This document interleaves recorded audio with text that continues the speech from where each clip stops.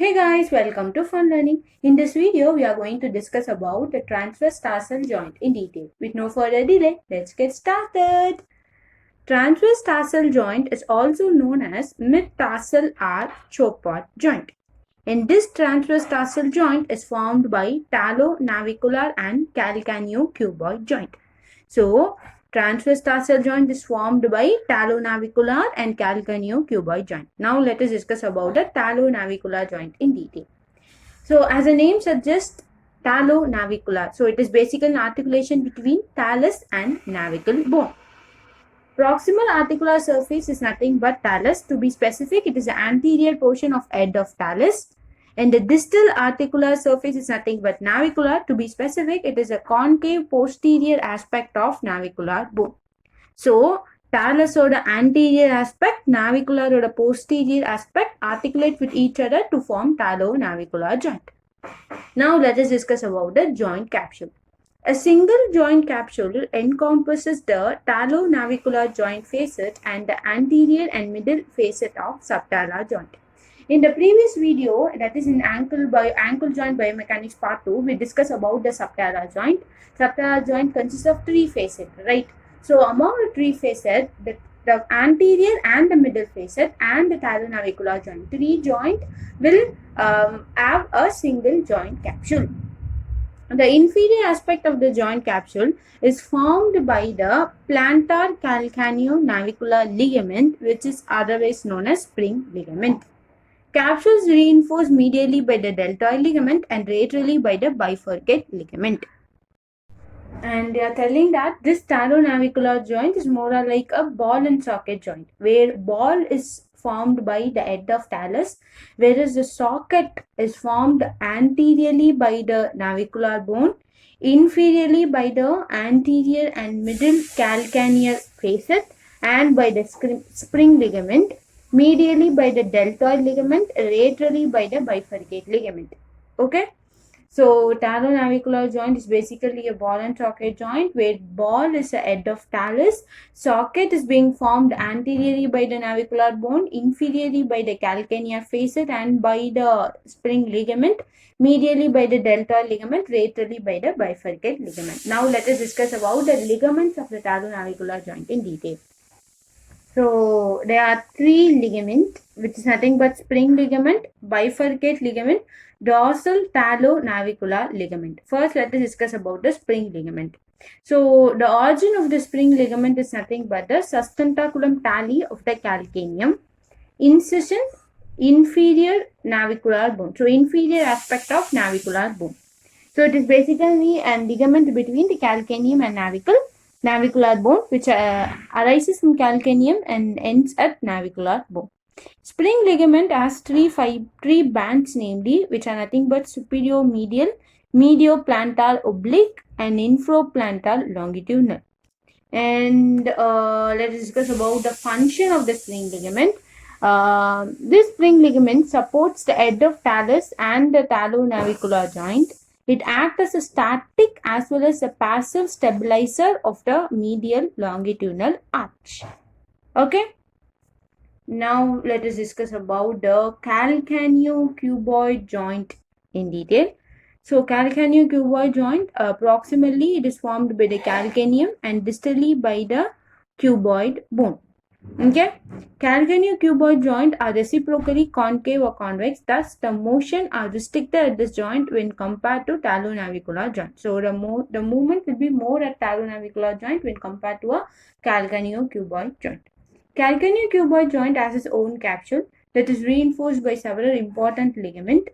Capsule is reinforced laterally by the bifurcate ligament, dorsally by the dorsal calcaneocuboid ligament, and inferiorly by the short and long plantar ligament. So, among all this ligament, long plantar ligament is considered to be the most important one. So, நம்ம talonavicularல எப்படி spring ligament ரொம்ப specify பண்ணி படிச்சோமோ அதே மாதிரி calcaneocuboidல நம்ம long plantar ligament ரொம்ப specify பண்ணி படிக்க போறோம். ஓகேவா? So, this ligament spans between calcaneum and cuboid. Then continues distally to the base of second, third and fourth metatarsal. Therefore, it provides support to the transverse tarsal joint as well as the retrolongitudinal arch of the foot. So, medial longitudinal arch support the spring ligament, retrolongitudinal arch support the long and short plantar ligament. Okay. Transverse tarsal joint, that is both the talonavicular and calcaneocuboid joint, are linked with the subtalar joint in weight-bearing foot. Okay. Okay, now let us discuss about the transverse tarsal joint axis. So we have two axes, namely longitudinal axis as well as an oblique axis. So longitudinal axis is nearly horizontal, being inclined 15 degree upward from the transverse plane and angle 9 degree medial from the sagittal plane. So this longitudinal ஆக்சிஸில் movement நடந்துச்சு அப்படின்னு சொன்னால், so transverse tarsal ஜாயிண்ட்லேயே mostly வந்துட்டு supination pronation தான், same as subtalar joint. ஓகேவா? So it is a combination of inversion eversion, plantar flexion dorsiflexion and abduction adduction. ஓகேவா?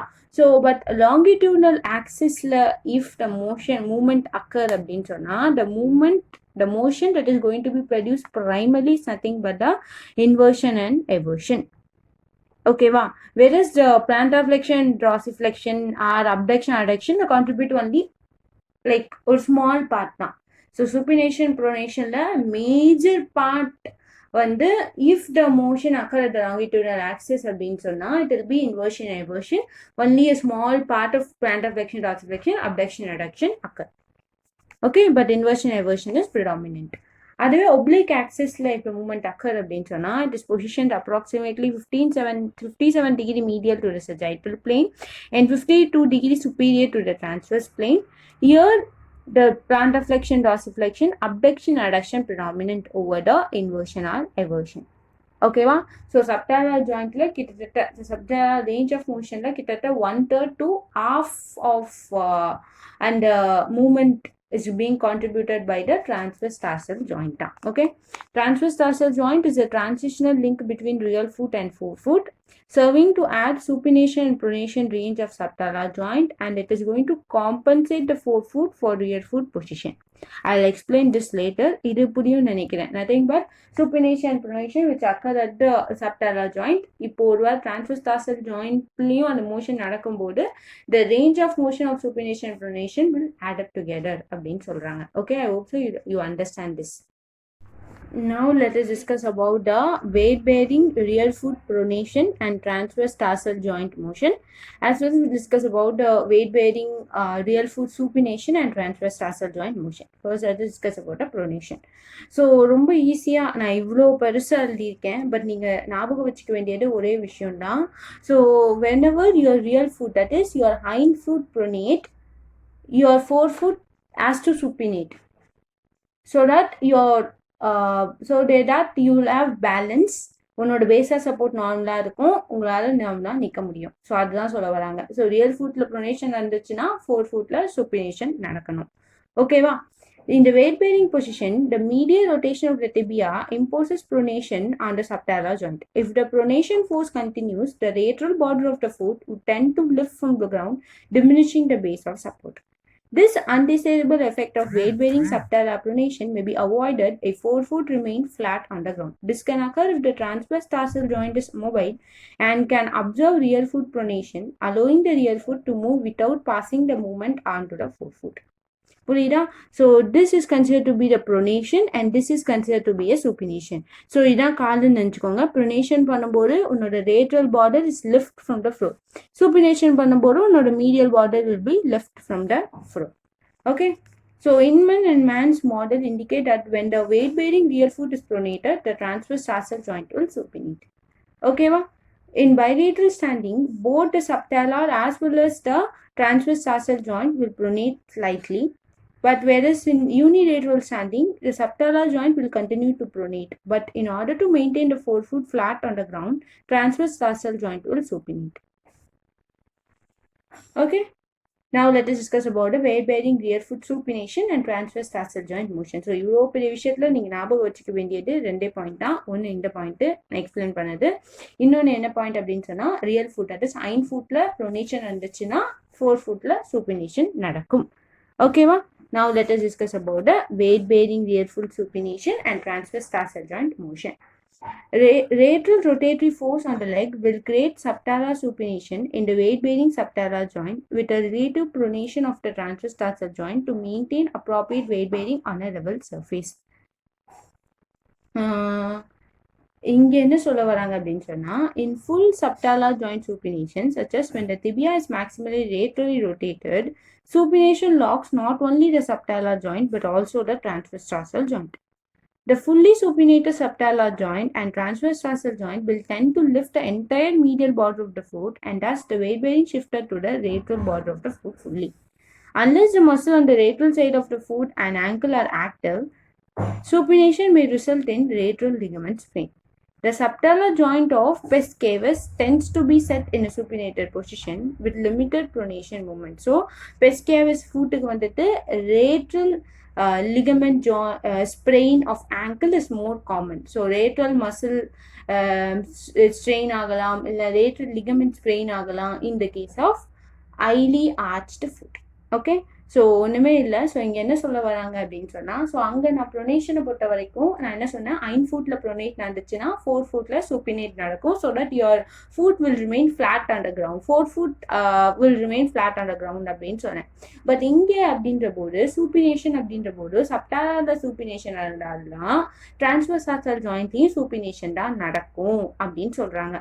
So அப்படின்ற பட்சத்தில் வந்துட்டு unless and until the lateral aspect of the muscle of your foot and ankle are active, the lateral ligament sprain வரது கொஞ்சம் கம்மி.